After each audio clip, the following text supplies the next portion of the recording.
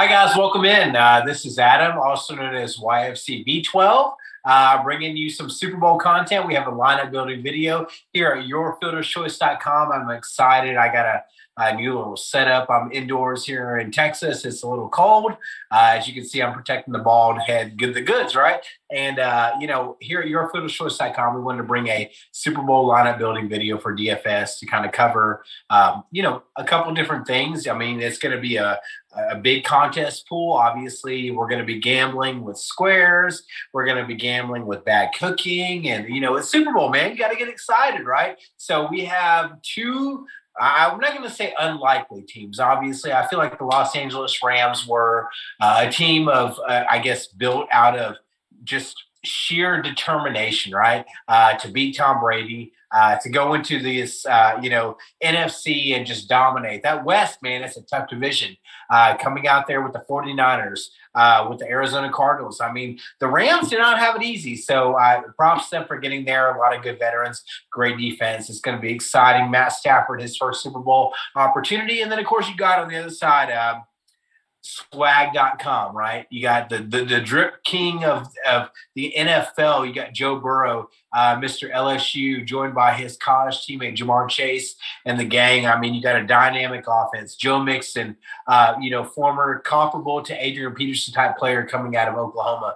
A pretty good defense, not a great line, but man, they've done well. So I think that nobody really expected the AFC North probably to have a representative. I think the Ravens fans, Steelers fans might disagree with me, but I mean, nobody's expecting the Browns, right? So I think that this is a very surprising matchup. We expected the Chiefs to be here. Probably NFC could have had 2 or 3, 4 or 5 teams, depending, but AFC seemed a little bit narrower of a route tree in who we were expecting. So we're going to go into some lineup builder here. I mean, we want to be different. We're not just going to give you the chalk. I want to just give you what my thoughts are and give you some contrarian points of view. I know a lot of you guys like that. And, shout out to the people that have commented, sent us DMs about, hey, I appreciate you guys being different from all the other industries that are doing the exact same things and are spitting the exact same things out in regards to core plays and data. We want to be different, and I hope that this helps you out a lot, guys. So we're going to dive right in, yourfielderschoice.com, hit the bell for notifications. Please like and subscribe to all the socials, YouTube, Twitch, Twitter, Instagram, Facebook, whatever it is. Help us out, guys. I appreciate you. And we're going to dive right in. So starting with this format build in DraftKings, we do have the captain spot, which is 1.5 times the value that it gives you as far as a point. So if you have a player that scores 10 points, they're giving you 15, right? But if a player is costing you $10,000 in salary in the captain spot, it's $15K. So 1.5 times, no matter what, weighted penalty, weighted reward. So we want to dig right in there. Excuse me. I want to talk a little bit about some options here. I think that the Super Bowl, you're generally going to look at a game that's going to be a little bit more concise in regards to the stars are going to get most of the volume. There's going to be one guy, maybe two, that are just going to pop out of nowhere and going to be a Super Bowl hero.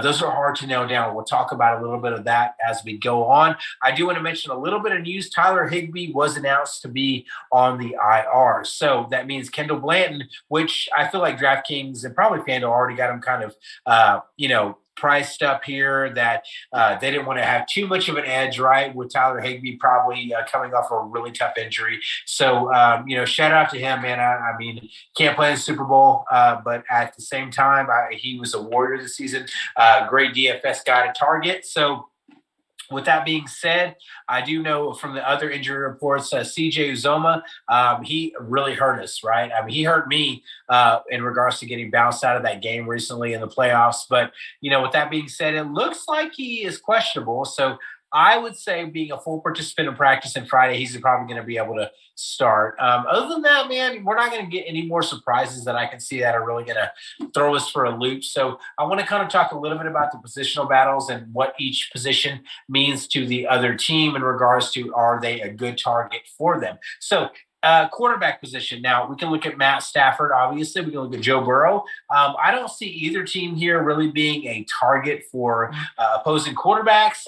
It's not something that we're really going to be looking at. I do know that the Rams, kind of looking at it here, they're kind of fantasy friendly in regards to the quarterback play. So I think that, I'm sorry, I apologize. Switch that around.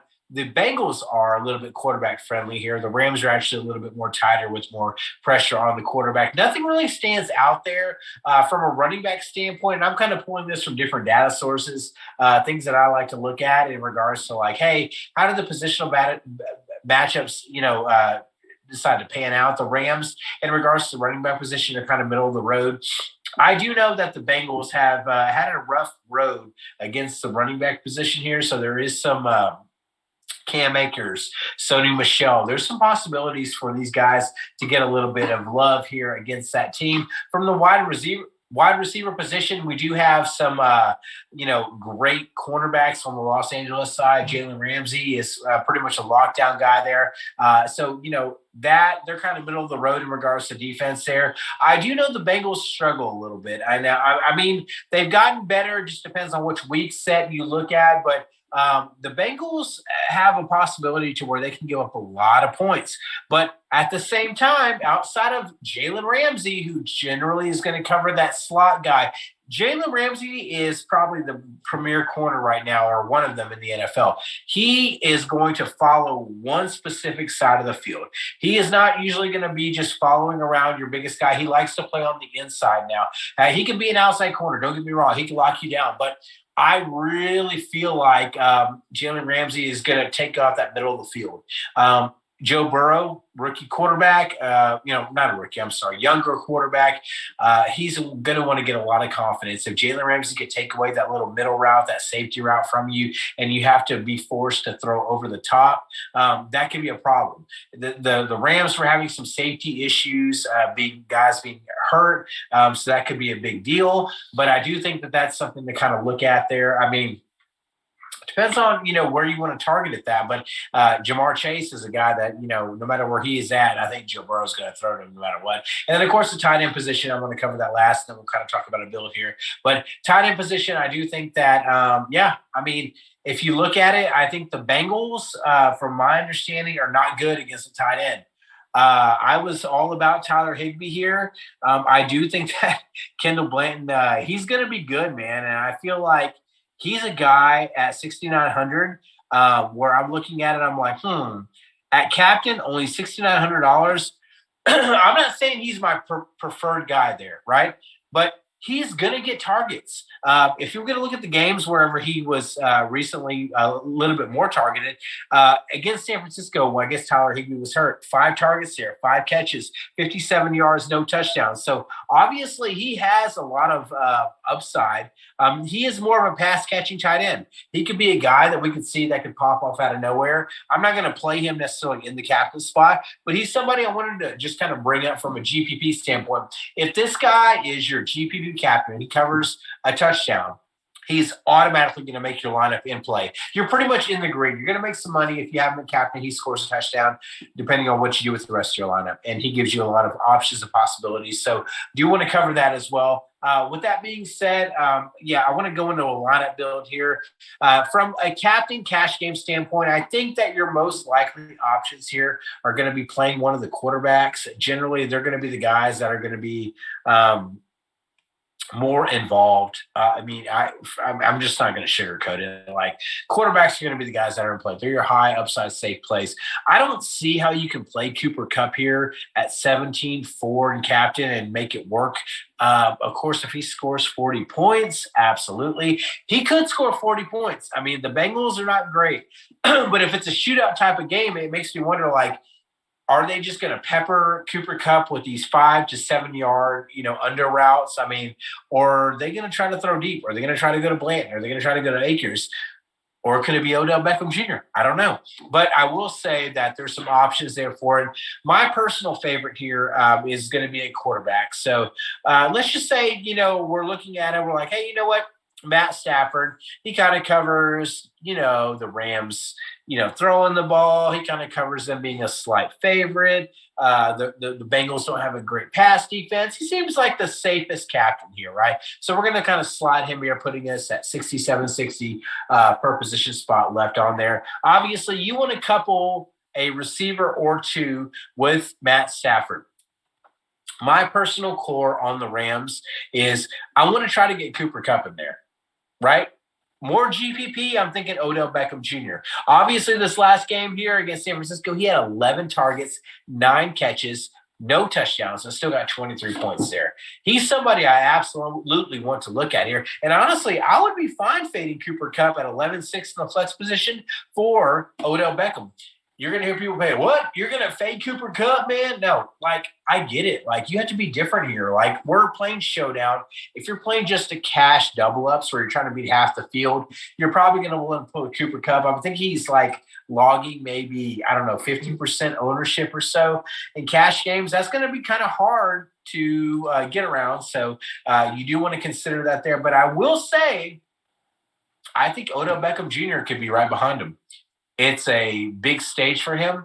He's going to be absolutely on fire, ready to go. And when we're talking about from a physical standpoint, a guy that can produce on a big stage, he's right up there with the best of them. So I love that play here. I do want to say I want to play a Rams running back. I think that he covers a couple different things. I know we have not seen a lot out of Cam Akers. He dropped in his attempts against San Francisco, but Tampa Bay is a great running defense. San Francisco is another good running defense. Cincinnati is not as good. So there's going to be some game log watchers that are going to look at Cam Akers and be like, you know what? He hasn't done anything. He's going to be garbage. Sonny Michel, let's look at him. Oh, he's garbage, 2 points, whatever. Both those guys are absolutely in play here against the Cincinnati team where if a coach like Sean McVay is like, I got to settle my team down, what do? I run the ball. When I get in the red zone, what do? Be smart. Run the ball. Get 3 yards out, run the ball. Cam Akers has been the preferred guy. He's been the guy that has the most upside athletic ability. He looks healthy. I think he's in, man. I think that he's the guy you got to play there. And I'm not saying you have to play all 3. I don't say you have to play Stafford at quarterback as the captain, but I love Cam Akers there in those 3 players. I think that you still have 63-33 left to build from. If you didn't want to go Odell Beckham Jr. and you wanted to fade wide receivers from the Rams, or you had a cheap captain, I'm fine with all those things. But if you're playing Matt Stafford at captain, you need to have some pass catchers in your lineup, at least 1 to 2, okay? That being said, I don't think you can fade Joe Burrow here. I'm worried about Joe returning value. I think that run game could be stifled here, but I do like Joe Burrow a lot, man. I think that he's got swag. He's going to be able to put up some points. Super Bowls can be a blowout. Super Bowls can be a passing game festival. I don't know what it's going to be, but I think Joe Burrow's absolutely in play here. We've almost made a full lineup for you. I don't really want to do all that. That's kind of giving you my thoughts on everything. I want to go down the lineup list on what I feel is going to be players and why I think they're going to be good. And then I'm going to end the video because I'm not going to build a whole lineup for you guys. That's against DraftKings terms of service, and I don't want to do the work for you, to be honest with you, but I will give you some thoughts. So that being said, T. Higgins, Jamar Chase, they're not too far apart, 4,200 in salary, obviously. So there's going to be some people that are really going to doubt Chase and say, man, he really only made value because at the end he kind of came off and got that touchdown or blah, blah, blah. Dude, it's Jamar, and that's Joe's boy. He's going to be throwing him the ball. You can guarantee that. T. Higgins had a nice game out. He actually came in, caught a 44-yard pass. Obviously, that helped him out with value. 10 targets. Can't be mad about that. So T. Higgins, great play in the flex as well. Either one of those guys is a GPP eligible for captain. What I will say is if you do captain a skill player like a receiver, it's probably best to correlate them with their quarterback. It just makes sense. Usually you can play a running back at captain, but you're going to gear more towards like maybe a quarterback fade, maybe a more defensive game where those guys come into play. That being said, we talked about Cam Akers, we talked about Odell Beckham, how much I like those guys. Tyler Boyd, Van Jefferson, these guys kind of fit in that same mold. Wide receiver 2s, 3s, whatever you want to call it. I like them. They're actually both wide receiver 3s and 4s, whatever you want to call that. I'm not sold on either one of them. I think that both of them here, and I want to look at flex pricing. I don't know why I have that set there, but right in the 5K range, 5.4, 5.2, both those guys are okay in flex. I'm not going to lose sleep if I have either one of them in my final lineup. I will be very hesitant to play Sony Michel. It's tough, man. If he gets a touchdown, he pays you off. If he doesn't, he's dead meat in your lineup. And you're overlooking guys that are cheaper that can really put up some good games. Kendall Bland right there at 4.6, obviously. He's a guy that's going to be replacing Tyler Higbee in regards to running passing routes for the tight end position for the Rams here in the passing game. I love him a lot. CJ Uzoma, I like him a lot as well. If he's healthy and he's starting, absolutely both these guys are in play. Kickers are absolutely in play in the flex position. It's very rarely that kickers are not in consideration here. If you're building a lot of lineups, say 20, my recommendation is put the kickers in about 30% minimum for each kicker, because that kind of covers a lot of bases for you. That's like 6 lineups, I think, out of 20. And I'm doing simple math, right? But that being said, they cover a lot of bases for you. And then last of all, I want to talk about the defenses and some punts. Defenses, I absolutely love the Rams. I'm not on board with the Bengals here. The Rams defense at only 3.4, I think is very viable. I want to make sure that you guys really consider this play. I'm going to be playing some GPPs where I'm going to have the Rams as a captain. That Bengals offensive line is shaky. Joe Burrow holds the ball sometimes a little bit too long.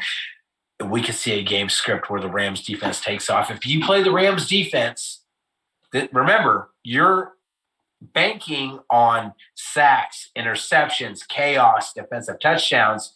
If they're beating their opponent and they're not allowing a lot of points, that means they're running the ball. Play the running backs, Sony Michel, Cam Akers. Don't go 3 wide receivers and a quarterback in the Rams defense. It's just so stupid when I see that. It may pay people off, I don't know, but just play game correlation, okay?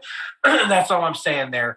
That being said, Daryl Henderson, backup running backs, obviously, for the Rams, are going to be guys that are going to be available. It looks like he activated him. It says Sean McVay hinted at Monday that Henderson would be ready, and the running back is up to 7 weeks removed from his MCL sprain. Yada yada. Cam Akers is the guy. I'm not worried too much about Henderson here. I do say that Samaje Perine, I know, was a backup running back, got a touchdown for the Bengals, blah, blah, blah. It could happen again, absolutely. Will it? Probably not. So I'm not overly concerned there. And then, of course, shout out to some of these punts down here. In my opinion, who could be a guy that could be someone that we could absolutely look at, and be like, wow, this guy actually has a possibility. I looked at these deep plays, and I looked at a lot of articles, what people were saying, and I think that's smart, guys. If you're starting out in the DFS game or you're trying to be a tout or whatever it is, don't be so freaking prideful that you can't just look at other people's stuff, man. Have thoughts to yourself, take stances, but don't be an idiot. Mike Thomas is, if you play dynasty fantasy football and you talked about guys that had some potential, Mike Thomas is kind of one of those guys. I'm not saying that he's going to be great here, but I do think he's somebody that, if you're looking past all these other guys that can have a shot at, $200 a salary, he could be one of them. I mean, he could. I've heard Bryce Hopkins, backup tight end for the Rams. He kind of moves up in regards to, just Kendall Blanton getting bumped up. So obviously that's an option there.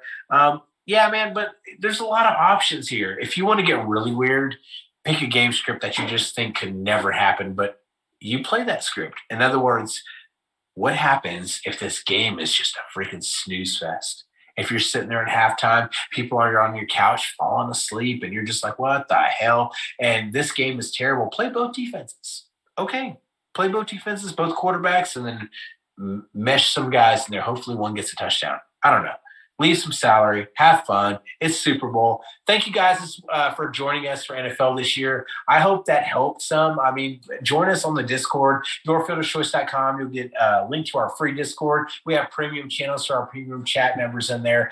Check me out on Twitter. You'll see my Twitter handle below if my wonderful producer, Mickey, decides to put it down there. I appreciate him. He's staying up late with me tonight and getting this out to you guys. Guys, my name's Adam.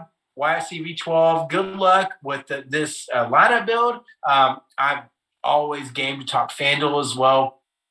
A lot of my thoughts will be the same, but this is a great NFL season. I'm looking forward to MLB right around the corner. I will be hot and heavy on that as well. Good luck. God bless. Thank you so much. Have a good night.